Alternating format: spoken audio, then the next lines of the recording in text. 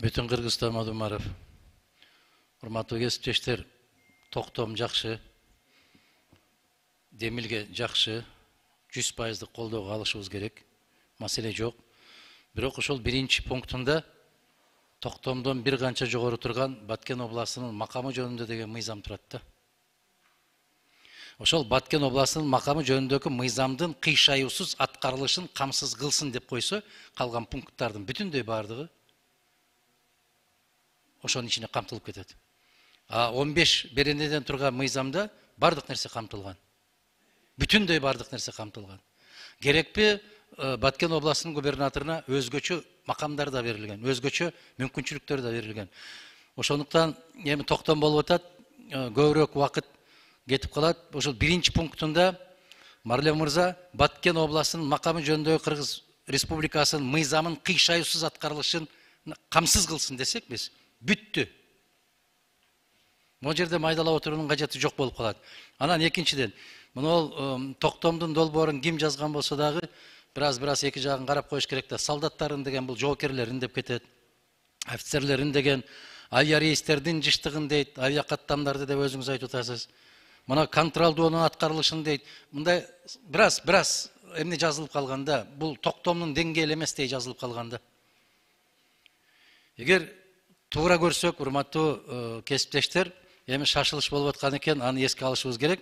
Биз мыйзамды кабыл алганда мыйзамдын кыйшаюусуз аткарылышын токтом менен кайра аткаргыла деп тапшырма берип отурганыбыз бираз туура эмес болот.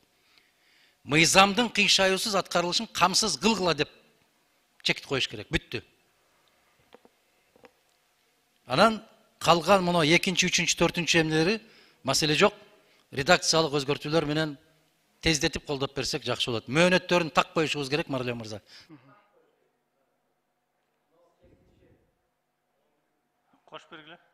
8-чи пунктта турат, 22-чи жылга республикалык бюджеттен финанслоочу деп тур, каржылануучу курулуш, реконструкция объекттердин тизмеге Карабак айыл аркылуу Баткен шаарынын өтүүчү автожолун киргизсин же болбосо каржылоонун башка булактарын карасын. Кайсы мөөнөткө чейин? Качан? Кантип? Ким? Мына ушул жактарына бираз редакциялык өзгөртүү киргизишибиз керек. Бирок жумуш жакшы, демилге керемет, колдошубуз керек. Өзгөртүүлөр менен. Рахмат. Рахмат. Жана сиз айткан грамматикалык немелерди сөздөрдү азыр өзгөртүп коебуз. Сиздерге таратылганда дагы бир вариант таратылып кетип, мен өзүм окуганда дагы жана аскер кызматкерлерди окудум эле. Ошо шашылыштын бираз ошол аппараттан кетип калды, эми аны кечирим сурайбыз. Сөзсүз түрдө жаңы эмес, мына итоговый чыкканда бардык немелерди лингвистикадан да өткөзүп, бардык каталарды оңдоп коебуз, жана сиз айткан жанагы графиктерди дагы түздөп кошуп коебуз. Рахмат. Биринчи микрофон. Урматтуу депутаттар, Адахан Кимсанбаевич, албетте биз бул токтомадан шашылыш даярдалды, туурабы? Марлен Абдрахманович, анан сиздин бул жерде азыр комиссия түзүү деген демилгеңизди биз комитетте талдабадык окшойт эле. Муну кийин киргизилди, билбейт экенмин, бирок комиссия түзүүнүн менимче зарылчылыгы жок. Анан экинчиден Баткен облусунун өнүктүрүүнүн Баткен облусунун макамы мыйзамынын негизинде 21 жылы 1 сентябрь 159 токтом кабыл алынган. Токтомдун жол картасын мен мына азыр карап чыктым. 22 жылга эле 69 сос объект бар экен. 69 билим берүү, маданият. Ана мен ошол өзүм сунушуму жана айтпадымбы? 22 мына бул жерде каржы министрлигинен Марс мырза өзүңөр, Мелис мырза өзүңөр отурасыңар. Бир ушул анын ичинде дагы кыйшаюусуз түрдө 22 жылы жол картасында көрсөтүлгөн объектилердин баарынын каржы маселеси кынтыксыз каржылансын деген пунктты киргиздирдим мен сунушум менен. Ушуну дагы эске алып койсоңор, анан эми албетте биз мына жол картасы түзүлгөндөн кийин макамдын негизинде кеңеш түзүлүш керек болчу. Кеңештин төрагасы Арзыбек Кожошов, орун басары мен биз мына жакынкы күндөр отуруп атабыз. Жанагы 500 миллиондун төгөрөгүндө мунун өзүнүн жобосу иштелип чыкты, курам түзүлдү. Бул иштер жана биз жазган иштин баарын өкмөт жасап атат. Мен бул жерде мына өкмөттөн өкүлчүлүктөр келип отурасыңар.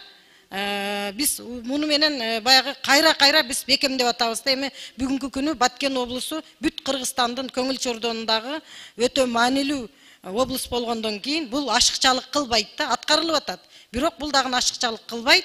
Бизден ошол биз бюджет комитетинен карап сунуштарыбызды берип бул Туура, Камила Абдыразаковна, сиз өзүңүздүн сунушуңузду берип, авторлук катары дагы бул токтомго кирдиңиз. Микрофонду кошуп бергилечи.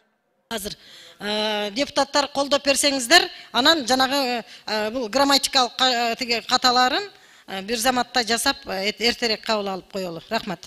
Мен жана башында айтып кеттим, авторлук катары ушул Камила Абдыразаковна, Надира Азимовна, Нурлан Аскаралиевич, Чыңгыз Ильяс Кожоевич, өзгөчө ушул Баткендеги депутаттар жана бул жерде көп сөздөрдү айткан Адакан Кимсанбаевдердин, анан ишеним, анан ынтымак партияларындагы